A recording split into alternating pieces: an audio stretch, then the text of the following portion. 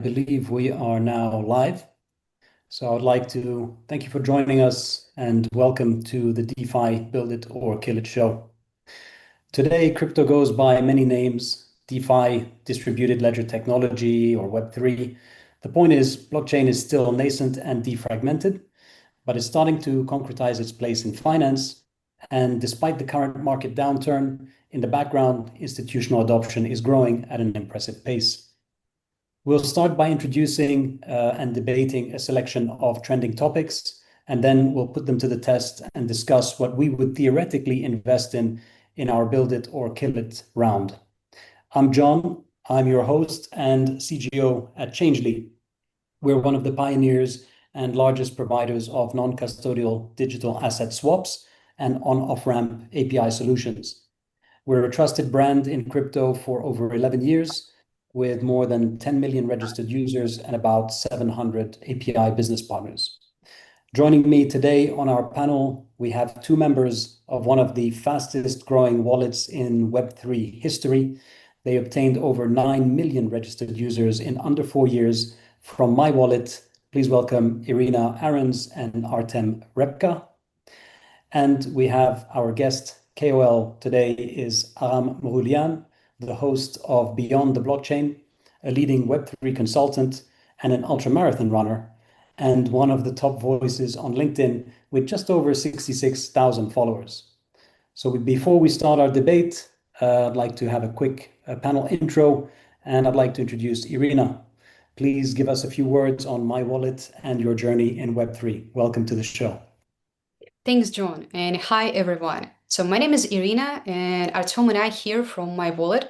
So we recently rebranded from MyTonWallet to MyTonWallet. Like, we started as one of the first wallets in Ton ecosystem, but with everything going on, we now support 11 chains, including Ethereum, Solana, Base, Hyperliquid. So well, Ton is still a big part of who we are, of our journey, but over time, we just outgrown that so much.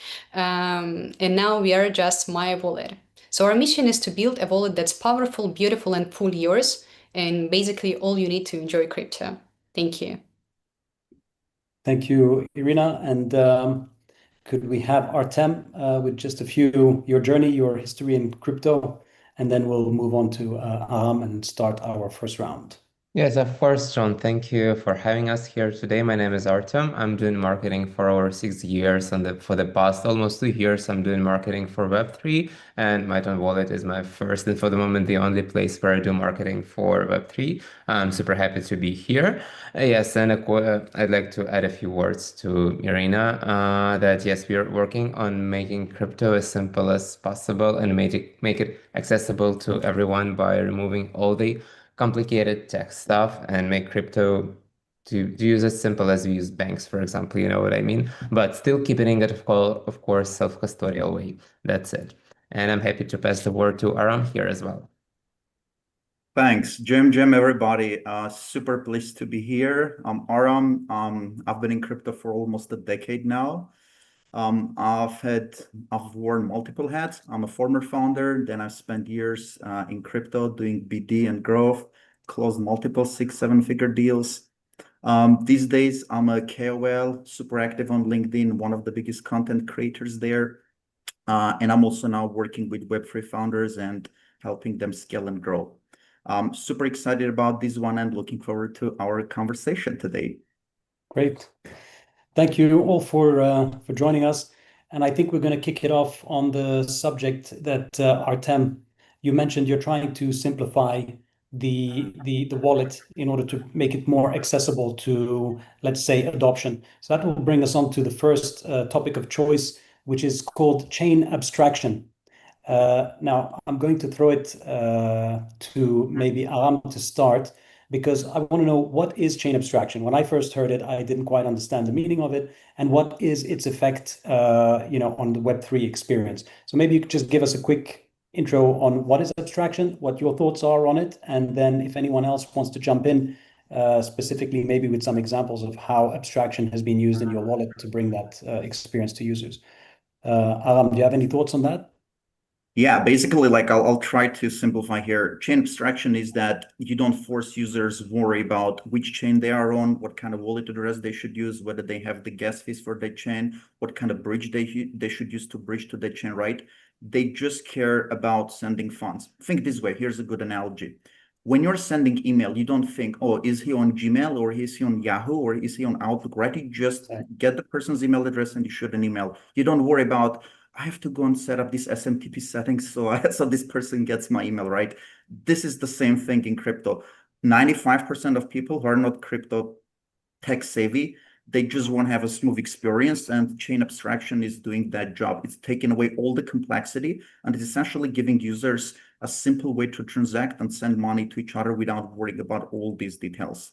So, and my personal take is if we want to have mass adoption, if we want to go beyond this small bubble of crypto native users, we absolutely need it. And there's a lot of examples in tech that once you remove the complexity and introduce this abstraction, the user usage is exploding. So absolutely necessary thing, if you ask me. I agree 100%. And since my wallet, I assume when you talked about simplifying, you were referring to that type of thing. Have you noticed in abstraction? So I would say there's pros and cons. So let me throw a spanner in the wheel. Do you see that maybe with abstraction there could be some could it make some errors in code? Are we getting to a point where it's sophisticated and we can take away the complexity and offer something simple, or is it making it are errors coming out? Do we need time to make it so that it is as easy as a banking process? What do you guys think in my wallet? You're doing it, so I'd like to get your thoughts on that. I think that we can give our users both options.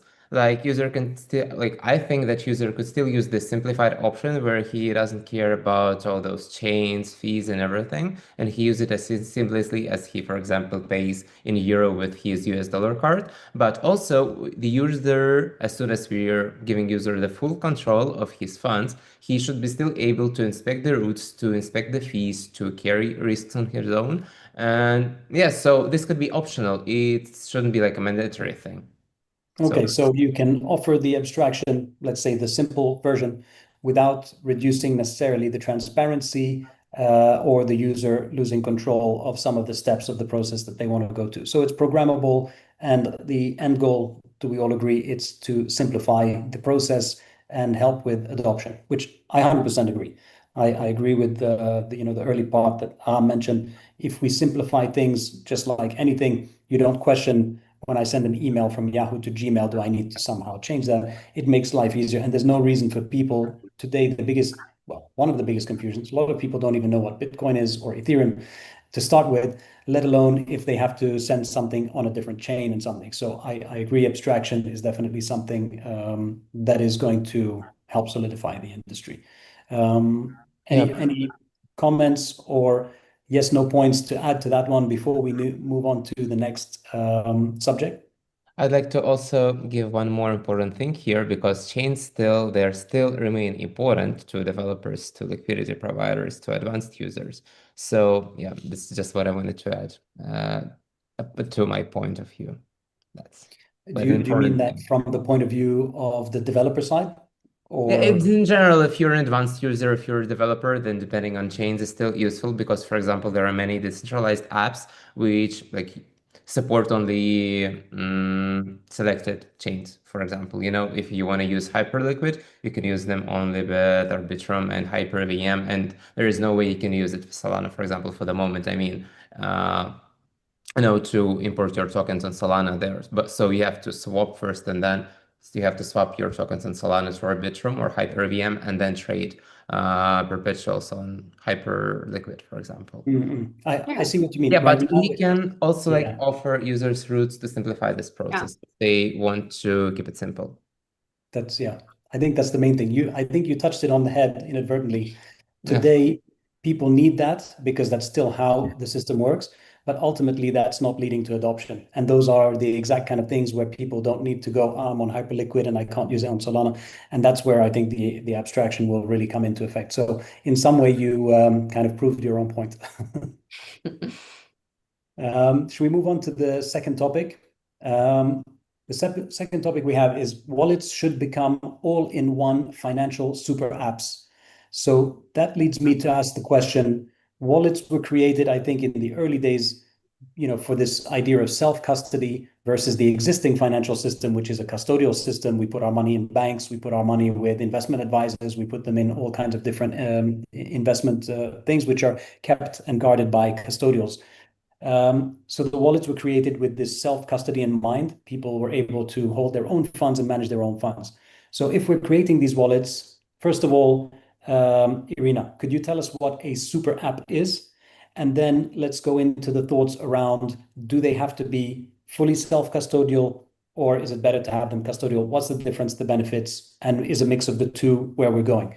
So if you'd comment on that, just to let everybody know your thoughts, that would be great.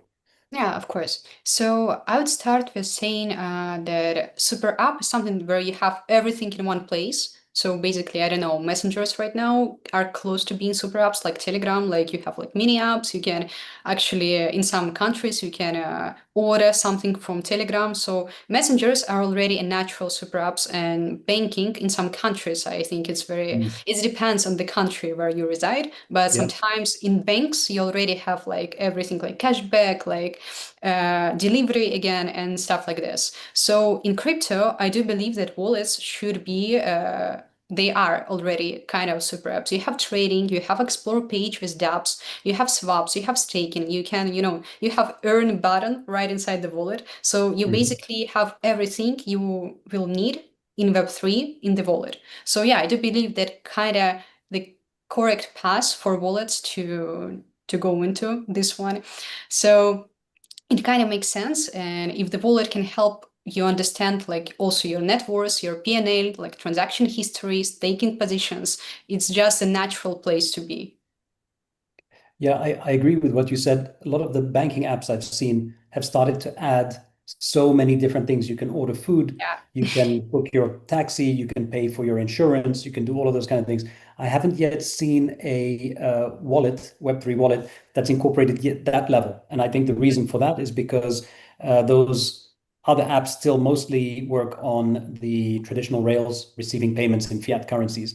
I think there's that little bridge that needs to be gapped, and it's not a little bridge. But when companies at large start to accept digital assets, US payments and USDT payments, I think then those apps will be able to be incorporated onto the wallet. So my question is, since there's a little bit of a limitation right now on wallets to be able to incorporate all of those apps, that's the self-custody side.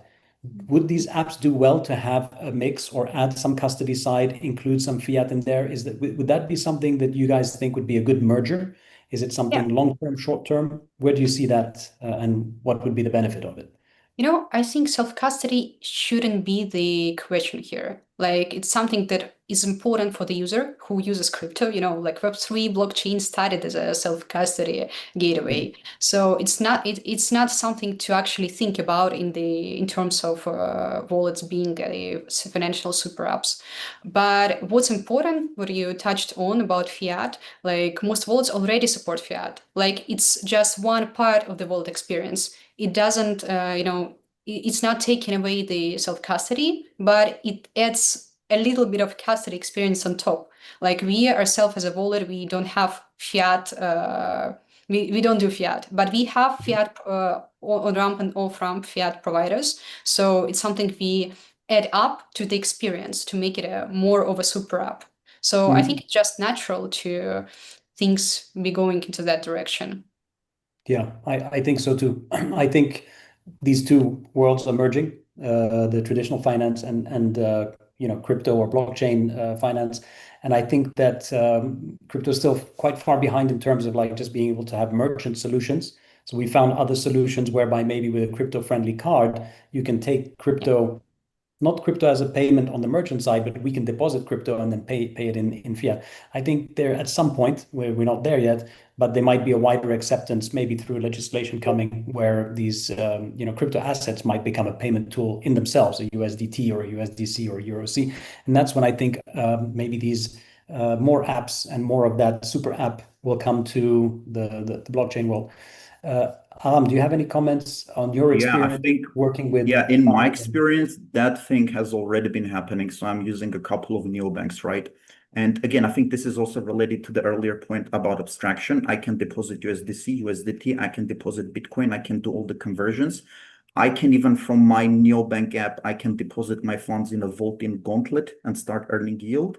I can do all sorts of things. And when I'm depositing money, I don't see USDC, USDT, I just see USD. So that even complexity is abstracted away, right?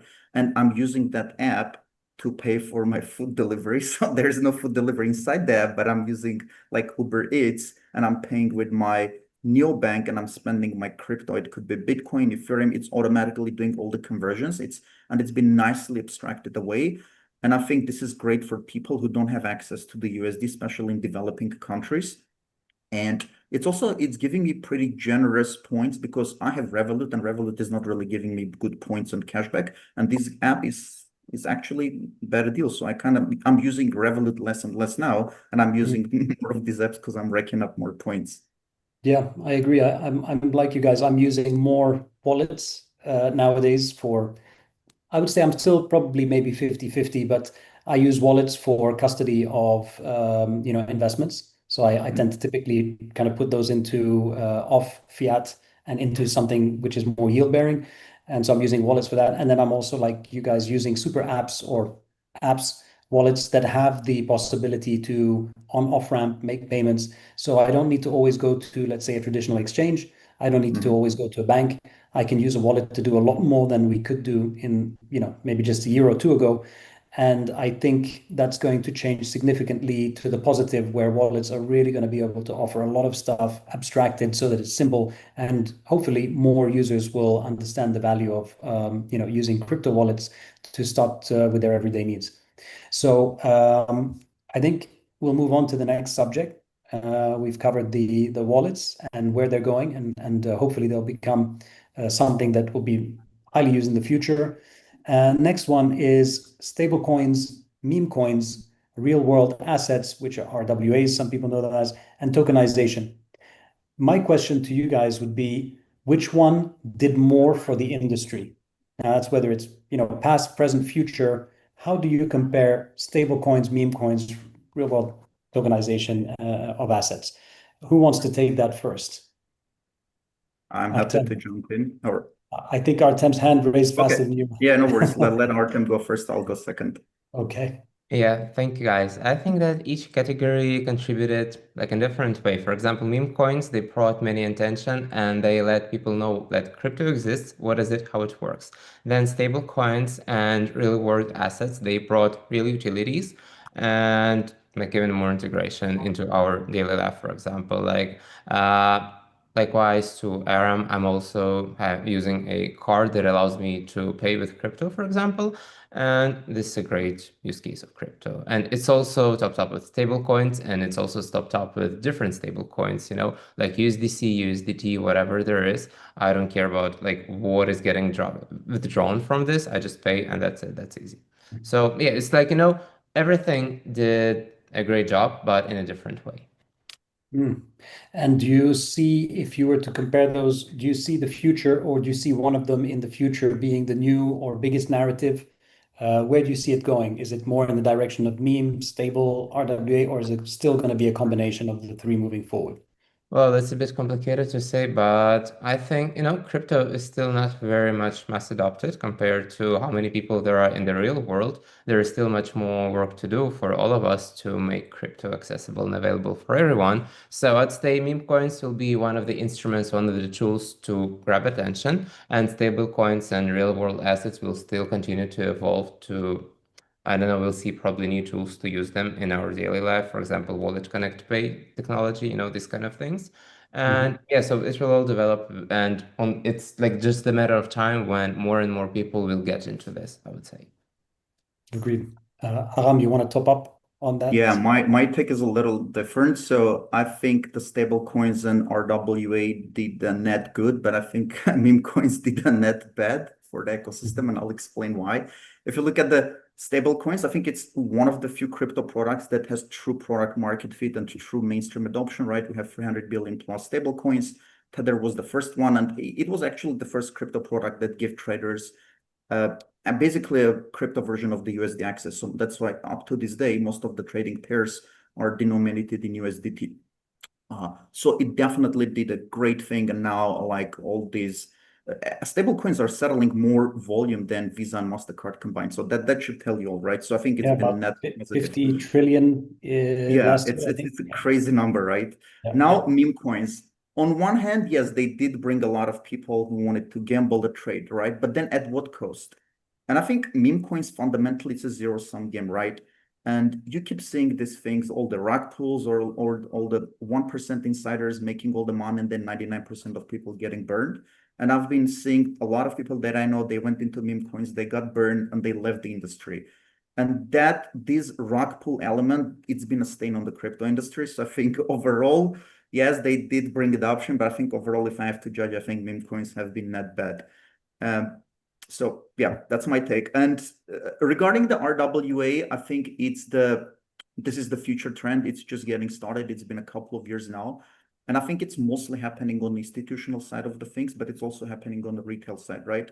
Institution-wise, I mean, you have some of the biggest financial institutions like BlackRock, right? The biggest asset manager in the world, more than 10 trillion assets.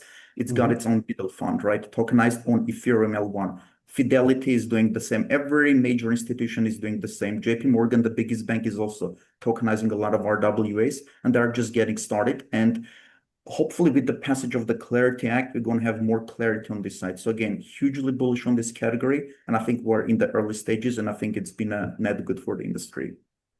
Absolutely. Irina, do you have any counterpoints or anything to add on top?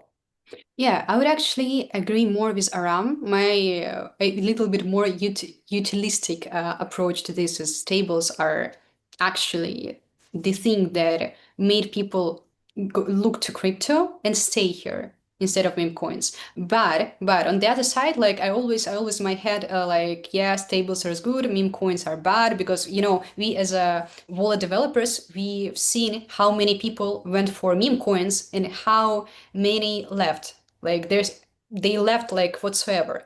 But on the other hand, like because of meme coins, we've had so much awareness about the industry as a whole, which counts for something, you know? Like it's still very important. It's still very important that people now look to crypto and they know what it is. Like they know that it exists, that it has a lot of people, that it has a lot of money. So it's still very important on the brand awareness kind of thing for the industry, but for retention, it was very bad. So stables, it did less for brand awareness, but it did a lot more for people staying here and trying and going into the crypto. So yeah.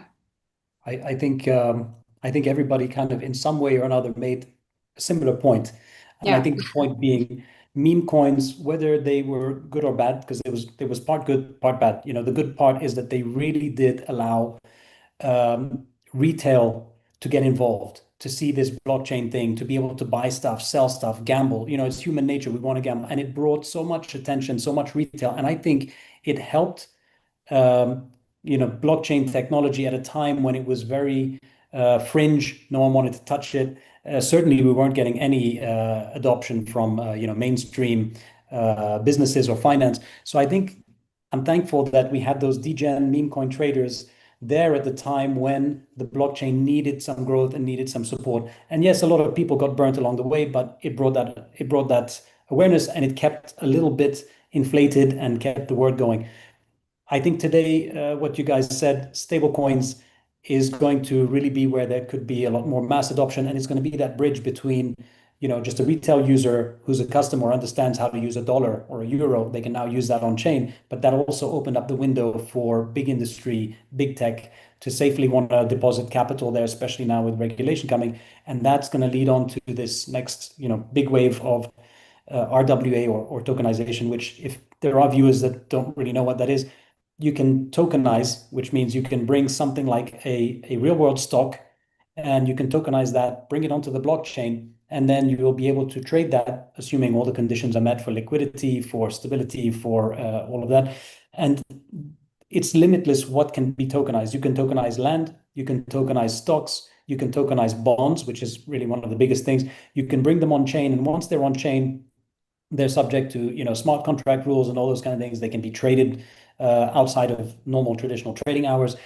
And if you look at the volume of things that can be tokenized, we're talking in multiple trillions of dollars of value that can move from one system, which is relatively, it works, but it relies a lot on settlement companies, on a lot of intermediaries, high fees, and office hours, where it's going to move on to something that can be settled instantly and done on weekends or after hours. So the technology rails are there to improve the existing rails, and I think they're going to be merging very fast, and adoption is going to come through. So I think all three have contributed a huge amount of value and are going to keep in some way contributing. And although I'm a bit like you guys, not so much on meme coins, I think they might have a little comeback, maybe in the next cycle.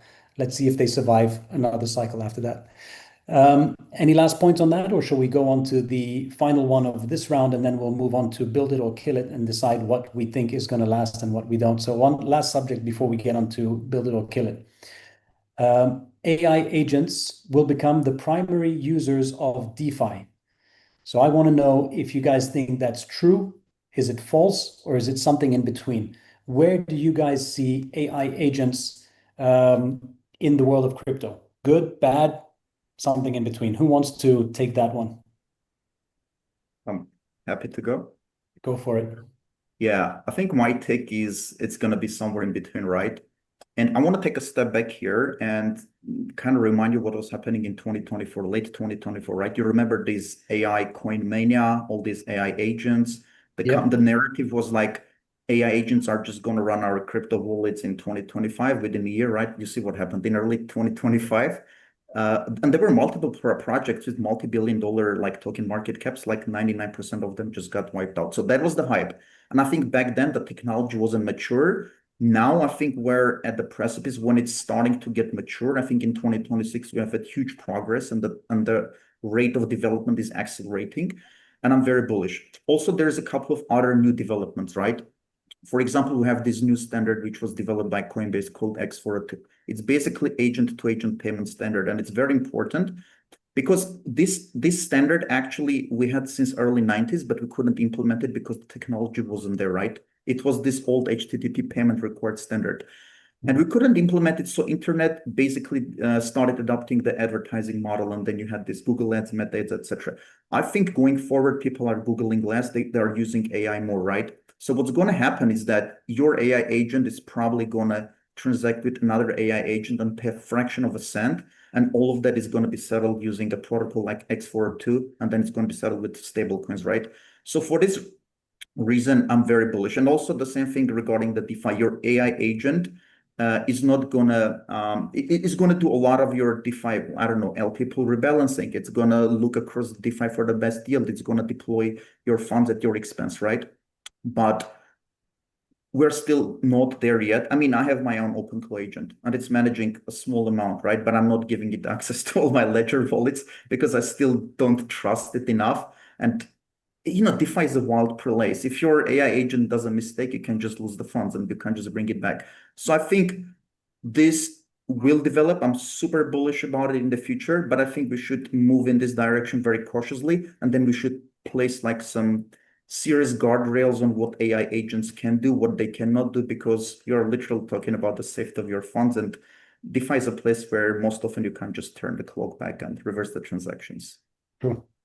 I'll add something, and then I'm going to jump into one of our my wallet to give some opinion, because I know you guys are already working with agents in your wallet. So I want to know the point I wanted to make was I see the future of AI, and I'm very much bullish. Like I think that these micropayment settlements, like today, for example, we buy when we use certain things, we buy monthly subscriptions, or we buy packages of a certain amount of credits.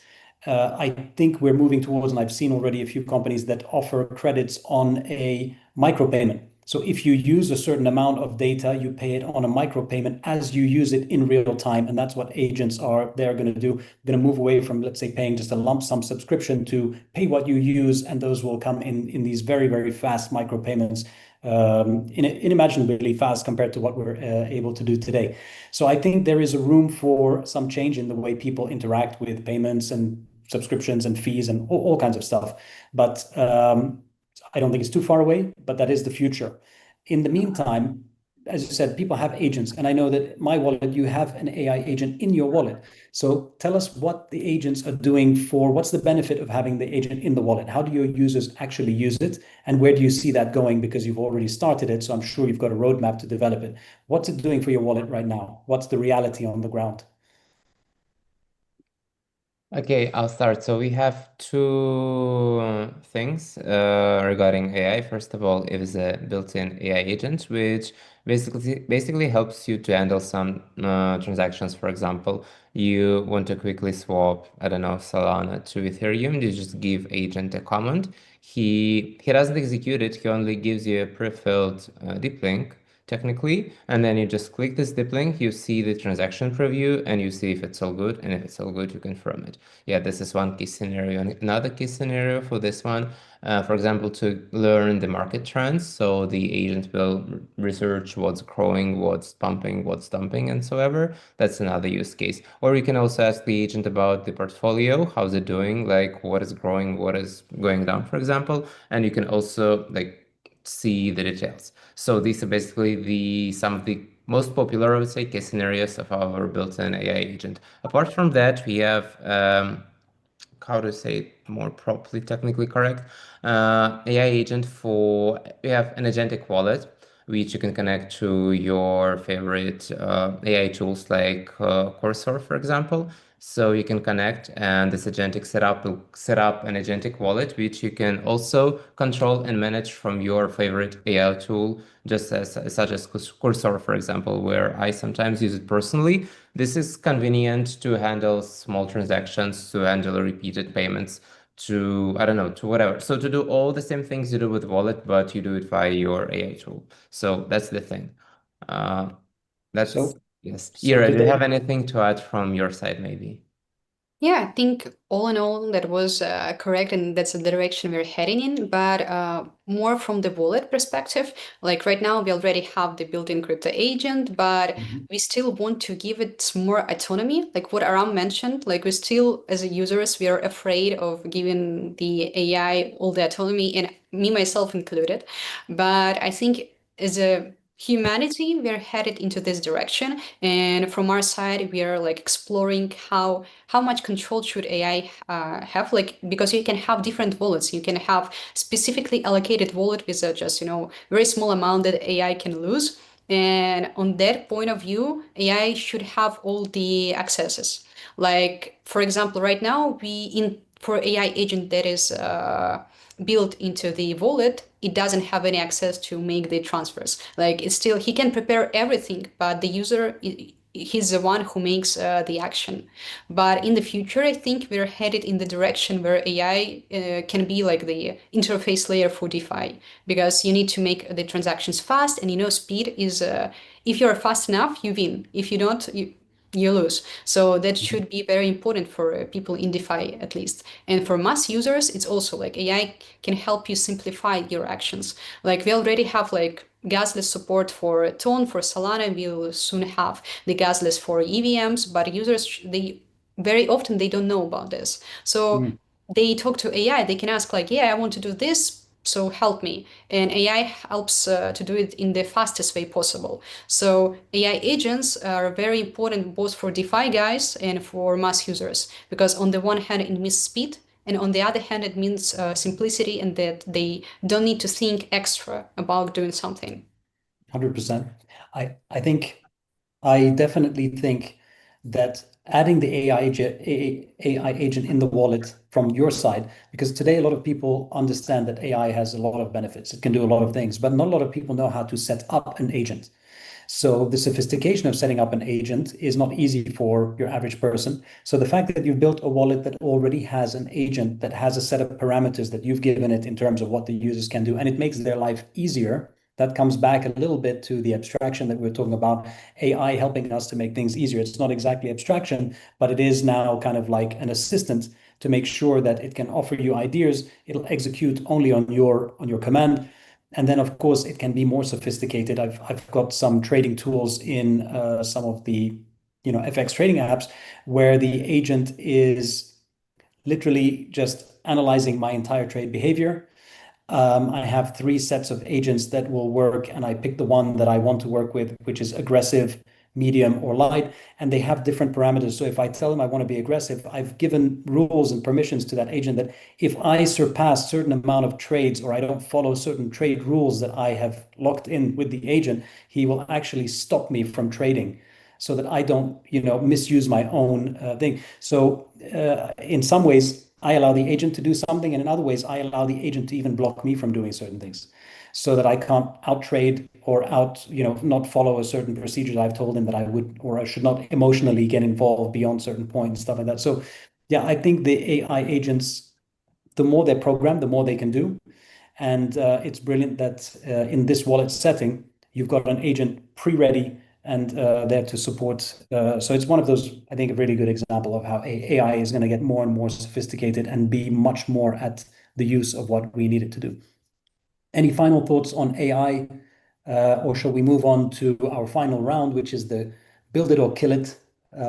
You guys ready to do that? I mean, we've talked about a lot today. I think let's move on to build it or kill it. The premise on this round is that let's imagine ourselves theoretically as a group of investors. We have a number of different topics that will come to our table, and we have to decide commonly whether we're going to put money into this or not money into it, theoretically. So I'm going to put a few subjects to the test.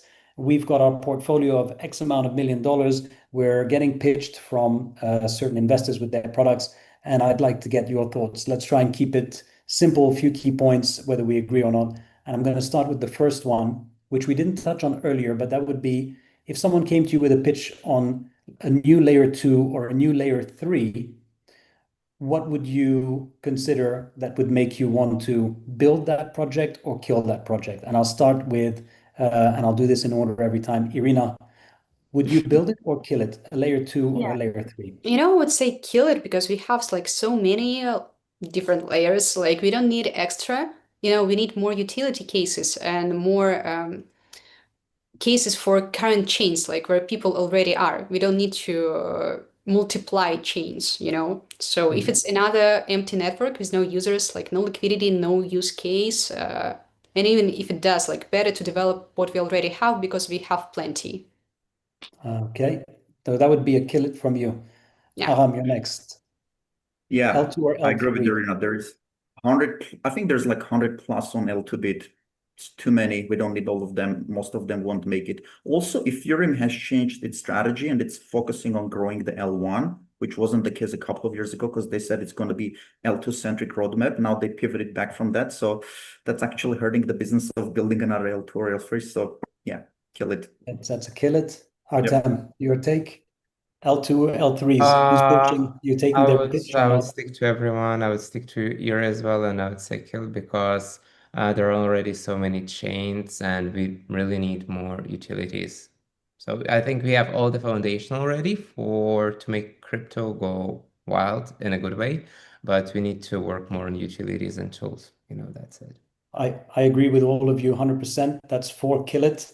We don't need more L's. We need to focus on the ones we have. And I would say the only exception to that would be if something comes up with something we haven't seen at such a level of game changer on speed or security or something. But we're not there yet. That technology is probably a long time away. So I agree with you guys right now. Someone pitching an L2 or L3 out the door. Next one, we've got stablecoin payment platforms. And I'll put it this way, versus someone who walks through the door with a crypto-friendly neobank. Which one would you choose to invest in or kill, or would it be both? Or how would you like to allocate your capital? Two people come and pitch stablecoin payment platform crypto neobank? Let's start with Irina. What are your thoughts? Yeah, I think that neobank has more potential because it has more like people would understand that more. Like stablecoin platform, it's still for people in the crypto. But neobank, on the other hand, it's something, it's bank, and people would understand it. Like we already have successful cases like Revolut, like Wise, and banks like this. So it's still maybe we already have authoritative figures, but we still have a lot more people to jump into this. So that has more potential from my So point of view. your build it would go to crypto-friendly neobanking. Yeah, yeah. Okay. Few words. Yeah, I'll invest in both. And the reason is because there's a lot of M&A activity happening there. I mean, if you look on the retail side, we have had success stories like Irina said, the Revolut, there is the new bank in Brazil, and there's a lot of others. So we have a lot of success stories. So I think we should double down. And on the stablecoin payment infra side, this is a B2B space. And again, a lot of M&A activity. I think the BVNK was acquired by more than $1 billion by MasterCard recently. And then we had Stripe acquiring Bridge again for like 1.2 billion, I think. So again, a lot of exit opportunities down the road, and I think this is also a very exciting space. So build both. So build both. Yep. Artem. Yeah, so as soon as Irina said that she'll build a neobank and Aram said that he'll invest in both, then I guess I have to choose the payment infrastructure. And that's what I honestly would do because I was thinking about the idea about a tool, a solution that would let user pay or transfer stablecoins across networks and local payment systems very easy. So this is something I would choose because launching a neobank should be very cautious because of I don't know, things because of more complicated licensing, banking partnerships, and everything. It's very expensive and increasingly crowded, I think. So I would think about the idea of some unified stablecoin payment system. Artem, you took it out of my mouth. I would have said the same thing as you. So we've got on both of those, no kill it. We've just got build it Yep. on both and a little bit of half-half on the crypto bank and stablecoin. Both very good projects. We're coming close to our time, so I'm going to see if we can do a quick shot round on a few more subjects. AI-powered DeFi agents. Build it or kill it.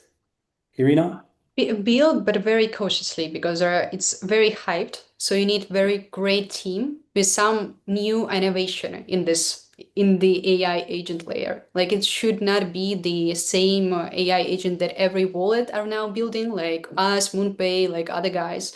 So it should be very innovative, maybe for some different, like specific target audience with some specific use case. And yes, that's definitely build it. Okay. Aram? Yeah, agree. Again, same build a specific use case and then gradually expand across the horizontally and put some proper guardrails in place. I can't stress this enough. Make sure users don't lose money because of the AI agent going crazy. Yeah. Artem, anything to Yeah, add? same. I joined the team, I joined Aram Marine, and I'll build together with them, I guess. Okay, 100% AI-powered DeFi with the right narrative and with the right guardrails. We're all agreed that's a build it. We're going to touch on yield optimizer, and I think we've got just a few minutes left. So let's just give a yes or no, if we can, with only little expansion. Yield optimizer, a quick one on that, Irina. Is that something you're Okay, interested build. Very cautiously build. build? Okay, yield, good. Your thoughts on No, yield? chill it. Let the AI agent do the yield optimization for you. Okay, Good that's one. Good one. okay. And Artem, I would any also wisdom kill. between the two? I would say, Ira, sorry, I would kill. Okay. And I am not knowledgeable enough on that subject. I know it's very, very profitable and there's a lot of volume in that, but I don't know enough to build or kill. So if I was on the board of that, I would say pass it on to you guys. Finally, we got two last subjects. We've got real world asset tokenization platform. I think we know what we're going to say there. And then we've got crypto wallet at the end, and then we're going to move on to finish this section and to our final thoughts. So real world assets tokenization. Someone comes up to you and says, "Will you invest in my tokenization platform?" What do you say, Irina? Kill. Kill it. You don't Kill. support it. I do support, but I think we should, it's a little bit oversaturated and again, licenses. And I think here it's even harder than with the mass adoption. Like here, that should be like very big players going into that field. Okay. Do you I would agree? say Build it or build, kill it? but if it has an institutional spin, because like from BlackRock, Fidelity, every single one is building. So if you can show that this is a product that will be used by the big institutions, build. If it's just another thing for the sake of tokenizing something which nobody's going to use, then no. So build if my answer. Okay. Yep. Yeah. And Artem? I would build I would build an RVA, but I would build another tool, not another platform, but something that would make tokenized assets more discoverable, more liquid, more comparable. Maybe some RVAs routers, for example, so something that will assist especially new coming users to learn and to use the existing RVAs platform and solutions. So Okay. So I because think I that's believe some routers, so maybe some guidance is needed for this for the moment. we have a mixed panel. But I think the idea is, which if I summarize it, if it's got the right pitch, the right story, and it's got liquidity behind it, and it's got, let's say, institutional adoption potential, then yes. But if it's just another RWA for the sake of an RWA, down. Okay. Finally, I want your take on our last build it or kill it. What do you say to building a new crypto wallet? If you're new in the space and you think of building a crypto wallet, Irina, you're in the space. So If it's what do you? absolutely new, kill it because we have like a lot of good examples like us here. But anyways, like I think there are already more than 200 wallets in the space, and it's a very complicated business model. So like with the other options, it's very, it's much easier to make money than when you go into the self-custody crypto wallet, when you basically delay it for users to interact and to do it free. So if it's a new player, I would not suggest investing in it. But if it's a existing wallet that has already some pass behind it, then you should go with it. Okay. Artem, your thoughts? Yeah, I would here link to something that we discussed previously, only if it would progress into something called a super app, then yes. Okay. Something strong because multi-chain, everyone has multi-chain for the moment. Self-custody, also most wallets have self-custody. So they're or you can build something unique and maybe find something. But so I would say maybe a wallet that goes in the direction of a super app like WeChat, for example. But still And keeping things self-custodial. Yeah, I agree with Artem here. If it's an early stage product, then no, let's kill it. If it's an established user with a established wallet with a decent user base and they need the growth round to scale further and probably become more like a super app, then yeah, there might be a good case for investment. okay, so the conclusion is someone approaches us with a wallet project. If it's a big differentiator or they're coming with an audience and they want to satisfy that audience need, it's potential build. If it's just a wallet for the sake of another wallet, we've already got enough good wallets out there, and then they would kill it. So on that note, thank everyone for your opinions, thoughts, and sharing with us the current state of the industry. I did want to mention to the viewers that we do have some promos in place right now with MyWallet. So for anyone who has attended, will be receiving, I guess, an email with a promotion for, I think there's some stablecoin discounts or zero fees on stablecoin transfers coming from MyWallet. So check those out. Also, if you're a company or a fintech or an infrastructure builder and you need any support with APIs for digital asset swaps or on-off ramp, Changelly provides APIs for those. And on that note, we thank everyone for coming. Usually I would make a closing statement, but I think I'd love it if you maybe had some final words on just summing up where's the state of the industry, and give us some final thoughts on what we talked about today. Yeah, thanks, John. Look, I mean, I think we all had great chat today. Sometimes we agreed, sometimes we disagreed, and then I think the same goes for our viewers. Maybe they agreed, maybe they hold different opinions, and that's totally fine. But if there is one key takeaway, I think it's that I couldn't be more bullish on the future of crypto, and that's because crypto is maturing, right? Look, I mean, I get it. Like the sentiment is different now. We're in the bear market. A couple of days ago, Bitcoin was 58,000, right? A lot of people's portfolios are in the red. I get it. But that's just part of the cycle. I want people to kind of zoom out and look at the big picture. And I think there's like a few trends that I will highlight, right? The first one is the crypto products, especially stable coins, have been adopted by the Wall Street. Like literally, stable coins are settling more than Visa, more than MasterCard. This is a proof of adoption. And this is only going to accelerate. I think stable coins are like 300 billion plus now. It's predicted they'll get to a couple of $1 trillion in the next 5-6 years. And I believe in that. Second, I think during the previous bear market, we had a very hostile regulatory environment. I remember when Gary Gensler was literally suing everyone left and right. He was literally doing regulation by suing others. Now it's completely different. We have the Genius Act passed, Clarity Act hopefully will pass soon. We have a crypto-friendly White House administration, so things are completely looking different. And it's not just the regulators, but it's also like the public sentiment. Again, I remember like reading the stories that Larry Fink, the guy who literally loves the tokenization now, like before he was calling Bitcoin a tool for money laundering. The same goes for Jamie Dimon, the CEO of the biggest bank in the world. He's like, no, I don't want to touch Bitcoin. Exactly, right? So public sentiment on the Wall Street among institutions completely flipped, right? And then we saw these institutional products for crypto. So it started with the Bitcoin ETFs in early 2024, I think. And then we started having Michael Saylor and all these digital asset treasury companies. So again, that brought tens of billions of institutional capital into crypto. And then we had all-time high prices last year as a result of that. And finally, I think it's this idea that it's not AI versus crypto. I think AI and crypto are going to have a marriage together, because if you think about it, AI agents, they can't get a bank account. They can't get a credit card. The only way they can transact with each other is using stable coins on blockchain rails. And we already have existing standards. These are new, but I think these are going to scale like X4 up too. And I'm super bullish on this new future of the internet, which is less based on advertising, and it's based more on micro payments, and most of which is going to be done by agents, right? So on a big picture, like crypto has been around for like 17 plus years, right? And it's going to turn 18 years in about 6 months.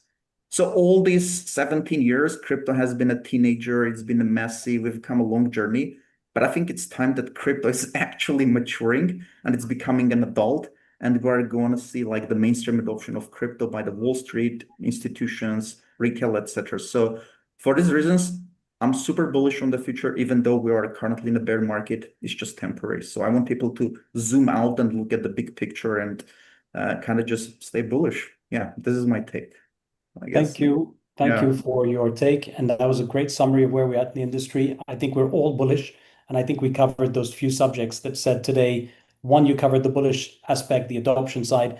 The other thing we talked, which was very important, was we're coming from a fragmented environment, lots of different chains, lots of things. We're doing the work, us builders in wallets and fintech companies, to do the abstraction, give people a simple product, to do the work to make it easy for people to adopt, not to have to think about the chains, the things, and all of that stuff, which we understand, which most viewers don't. So I think with the simplification, making crypto feel more like what native assets people are used to today is becoming a reality. So we're simplifying it. We're getting the backing from regulators, governments, industry, and all of that stuff. So I think mass adoption for retail is coming, because all of those things are falling in place. So I think anyone who's bearish is probably fearful, I understand, but maybe in for a surprise, because maybe not in the short term, but it's definitely a growing industry. Keep your eyes on, these different companies. Get yourself a wallet. Make sure you learn how to use them. Start with MyWallet. They've got great apps. Get comfortable and see that it's just going to evolve into something you can use on your day-to-day. It already is, and it's just going to keep getting better. So I thank you all for joining us.